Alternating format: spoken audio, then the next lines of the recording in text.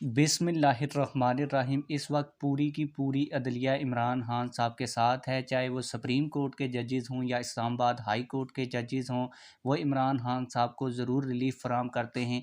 आज की इस वीडियो में सबूत के साथ सारी चीज़ें डिस्कस करने वाला हूं और आप लोगों को सबूत भी दिखाने वाला हूं। लेकिन वीडियो शुरू करने से पहले आप लोगों से एक छोटी सी रिक्वेस्ट है, अगर आपने अभी तक हमारे चैनल को सब्सक्राइब नहीं किया तो जल्दी से चैनल को सब्सक्राइब कर लें, ताकि आने वाली नई वीडियोज़ आप लोगों को बर वक्त मिलती रहें।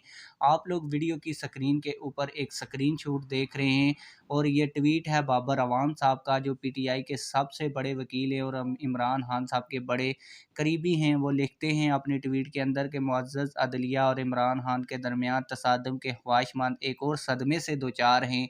इमरान खान ही अगले वज़ीर आज़म होंगे, अगले वज़ीर आज़म हैं।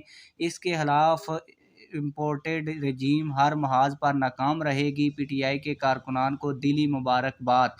आप लोगों को बताता चलूँ कि ये जो अदलिया के हवाले से उन्होंने ट्वीट की कि अदलिया इमरान खान साहब के साथ है, और इमरान खान साहब के जो मुखालिफ लोग हैं वो अदलिया और इमरान खान साहब के दरमियान तसादम करवाना चाहते हैं और इमरान खान साहब को नाअहल करवाना चाहते हैं। आप लोगों को ये भी बता दूं कि आप पिछले जितने भी फ़ैसले देखेंगे, जब से वो वज़ीर आज़म की कुर्सी से उतरे हैं, तो तमाम तर फ़ैसले, चाहे सुप्रीम कोर्ट हो चाहे इस्लामाबाद हाई कोर्ट हो, तो वो पीटीआई के हक़ में ही आ रहे हैं। आप लोगों को ये भी बता दूं कि जब हमज़ा शहबाज स्पीकर की रूलिंग पर इस वक्त वज़ीर आला बन गए थे, उस पर भी सुप्रीम कोर्ट ने एक बड़ा फ़ैसला जारी किया था, जिसके बाद परवेज़ इलाही को एक दफ़ा फिर वज़ीर आला बना दिया गया था। वो सुप्रीम कोर्ट का फ़ैसला भी इमरान खान के हक़ में आया। फिर इसके बाद इमरान खान साहब के ऊपर जो भी ये जो हुकूमत है एफ़आईआर दर्ज करती है, तो इतवार वाले दिन भी इमरान खान साहब को ज़मानत मिल जाती है। इसके अलावा बात करें तौहीन अदालत में, तो तौहीन अदालत में अब तक जितने भी केसेस हो चुके हैं और जिनके फ़ैसले भी हो चुके हैं, किसी भी मुजरम और मुल्ज़म की जो माफ़ी थी वो कबूल नहीं की गई। लेकिन अब जब इमरान खान साहब की तौहीन अदालत का मामला आया, तो उनकी माफ़ी फ़ौरन कबूल कर ली गई।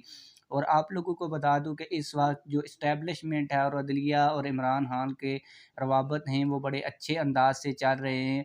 और ये जो हुकूमत है वो ये चाहती है कि इमरान खान और अदलिया के दरमियान किसी तरीके से भी तसादम करवाया जाए, जिसका ज़िक्र अब बाबर अवान ने भी अपनी ट्वीट में कर दिया है।